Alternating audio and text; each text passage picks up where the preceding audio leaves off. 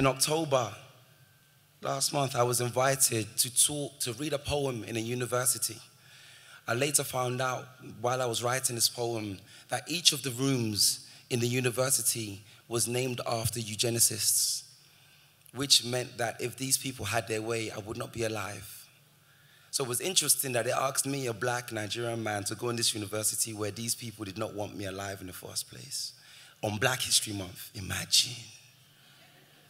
So I had to write this poem. There's a man called Galton. Galton is the eugenicist that wanted the superior race. Most people don't know Galton, but they know his cousin, first cousin, Charles Darwin.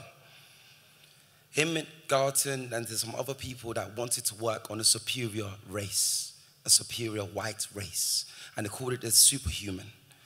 So I wrote this poem. Thank you very much. Thank you again to the team. Thank you, Litfest, for inviting me back. It's a pleasure to be back. I've eaten more poundo and bono soup for my life. I'm happy. I am happy. Don't judge. I had this at 11:30 p.m. Don't judge me. The superhuman. And sure enough, a bus 63 is no Concorde, nor is it in the sticks, but its roots from Euston to my mother's home reminds me of a London town I have grown to know. Past a hostel residing not too far from Scarlet nightclub. Inside, a girl lives on the 3rd floor, and most mornings, she opens her blinds, looking at buildings that block the sun. Journey further through Farringdon, look out for the Free Word Centre on the left. Look out for the Free Word Centre on the left, past the market on the right. Carry on to Blackfriars Bridge, where roughly 9 years ago, I sat in a police interrogation room, being questioned regarding an incident that still has me numb till today. Everything playing out like I've seen in the movies. Change for a bus 343 to Elephant and Castle.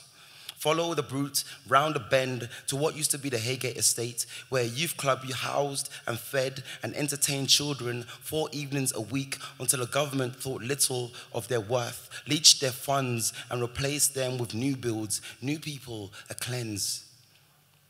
Follow the bend and soon you will arrive at the Aylesbury Estate, where Tony Blair once famously made his Forgotten People speech and ironically never returning again, like the old residents of the Haygate. And there, right there, you'll find her, my mother, all in her Nigerian demeanor, a matriarch of her household, surrounded by rubble outside, by people watching the clock, counting down until the wrecking ball knocks a lifetime of memories into dust. And there's a irony, there is a deep irony in this poem about the superhuman as I stand, an Aylesbury Estate resident speaking within this building, whether wondering Galton or Stopes are spinning in their graves, spinning and speaking within this space, knowing I have seen guns, violence, celebrations, weddings, childbirth, graduations, funerals. I have experienced racism, microaggressions, opportunities, losses, wins, unfair treatment, and days like today.